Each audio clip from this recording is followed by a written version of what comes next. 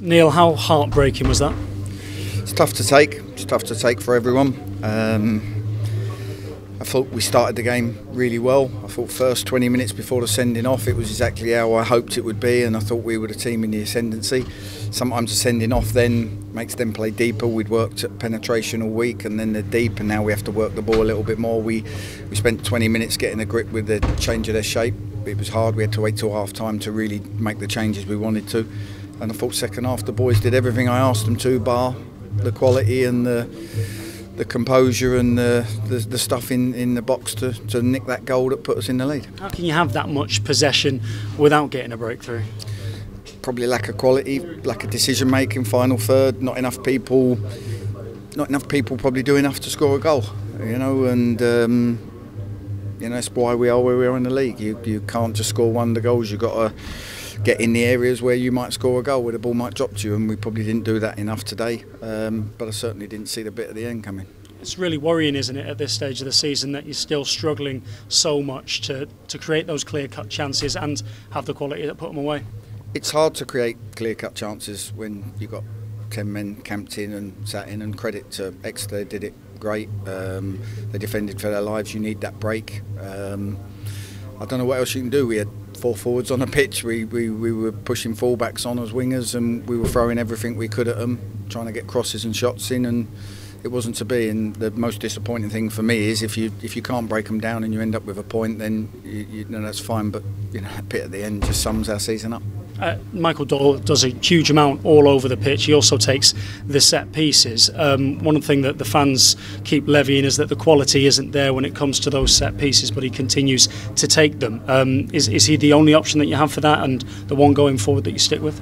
You read social media far too much if you're listening to what fans say. There isn't, who do we put on them? Kane Emmons, centre half, full-back. Doyley's got good quality. He's been around the game. He's got balls. He's willing to, take responsibility. We haven't got a natural, probably set piece taker, number 10 type set piece taker. But they've been poor all season. Our set pieces have been poor long before Doyley arrived. So I don't get that really. How much of a body blow do you think today will be from a psychological standpoint, and how much of a job have you got this week to pick them lot back up again? Well, listen, we're all lower than snakes' bellies, particularly after that late goal. It's up to, we're in control of how much of a body blow it is. We either turn up and we fight for our lives, and we come in and we train hard and we do everything we can to put it right, or we feel sorry for ourselves. And I've just told them in there, I know which one I'm going to do, and I'll know which players during the week are following my lead. So 7 games to go, we fight for our lives. Do you feel like you have the players in that changing room who have that mentality within them to be able to fight like you will? I hope so. We'll find out in the next 7 games. How difficult was that at the end, where you go over to the Kop, as you always do? You always front it up and go and see the fans, and it's taken a nastier turn with every passing game at the moment. I wonder how much pressure you feel. Listen, I get how the fans feel. It's emotion. It's an emotional game. That's fine. They aim it at the manager. I'd rather them aim it at me than the players. But to be perfectly honest with you, I did everything I could. As soon as they went down to 10 men, we changed our game plan. We went a different way, and the boys pinned them in and did everything we can. It needs a bit of quality from one of the players, a shot, a cross, someone to get across somebody, a goal, and everyone goes home happy, and it was the right decision. But today that didn't happen. So, I just have to understand their frustrations. If we can actually go over the goal at the end for Exeter, as painful as I understand that will be for you, how difficult was that for you to have to witness, and how do you come back from that? Well, it's obviously painful to witness it with the last kick of the game. We haven't done a lot wrong all game defensively. It's what it is. We've tried to. They wanted to lock us in the corner and see the game out. We tried to see the ball out and get a goal kick and go out. We didn't see that bit through. The guy Stubbs, he's come out to close them down. He's lobbed it into an area where their man's arrived. It's a car crash, but it's gone now. I've got a job picking these players and this club up and trying to fight for 7 games now. I can't look back at what's happened that I can't control. This must be more difficult than you ever imagined it would be as a job.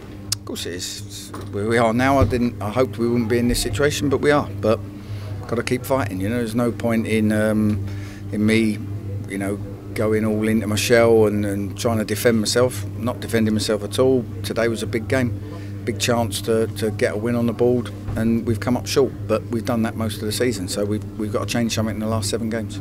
Is it, I guess, the only saving grace that results have been somewhat kind elsewhere with Yeovil and Macclesfield, although it could have been more kind? Macclesfield obviously getting a late equaliser against Stevenage this afternoon.